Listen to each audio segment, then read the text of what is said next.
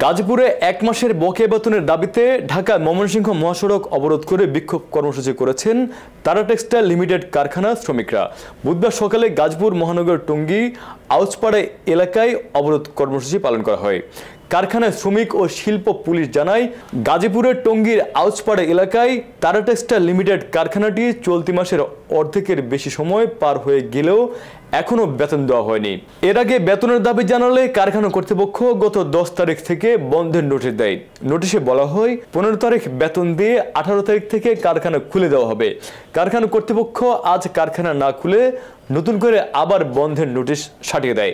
ওই নোটিশে তারা বলেছে, আগামী 22 ডিসেম্বর বেতন দিয়ে 23 তারিখ থেকে কারখানা খুলে দেওয়া হবে। তারা এক এক সময় এক এক ধরনের কথা বলেন এবং নানানভাবে বেতন না দেওয়ার জন্য তালবাহানা শুরু করেন।